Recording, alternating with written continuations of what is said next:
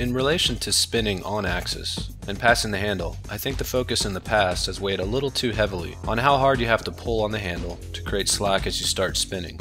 In this video, I hope to show you a different perspective in that it doesn't necessarily require a lot of pull or strength with your arms to pass. I will focus more on showing you how to use a body movement, simple positions, and a couple quick drills to help you engrave the handle pass movement and technique into your muscle memory.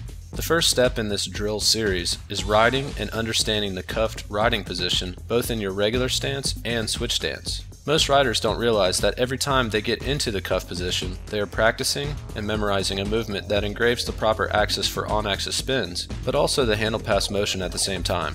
While doing this, if done properly, they move their body to get the handle without so much pull with their arms to pass the handle. Let me show you exactly what I'm talking about, and it will make more sense as you see the drill progress.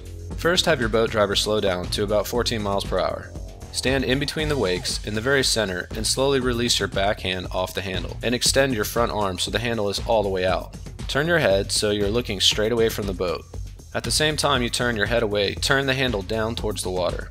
Ride in this position for a second to get used to the weird sensation of riding and looking back. Make sure you keep the nose of the board pointed directly at the back of the boat and not angled off to one side.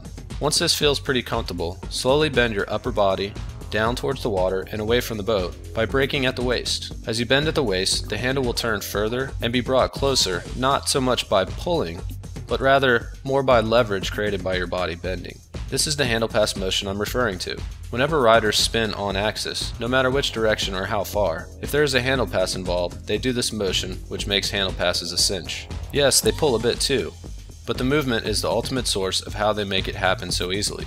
As you bend over, allow your free hand to swing up from underneath the handle to grab the handle with both hands behind your back. You are now in the cuffed riding position. Ride with both hands behind your back for a while so you get comfortable in this awkward position, and then repeat the same process in the switch stance position. You will need to alternate between both sides and get comfortable in both so you can proceed to the next part of the drill.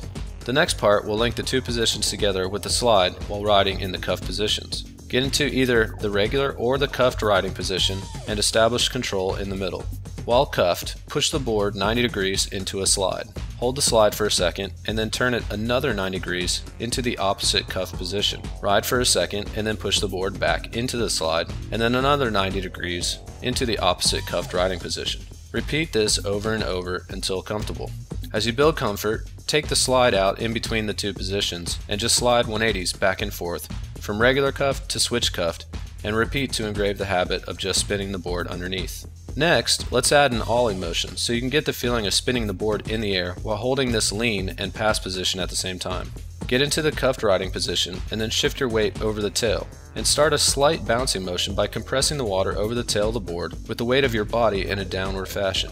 Once you find a good bouncing rhythm, try to pop an ollie 180 to the opposite cuffed riding position by spinning the board just like you did for the surface 180s. Repeat this on the opposite side until you can ollie back and forth from one cuffed riding position to the other. Okay, that's it. You've completed the drill.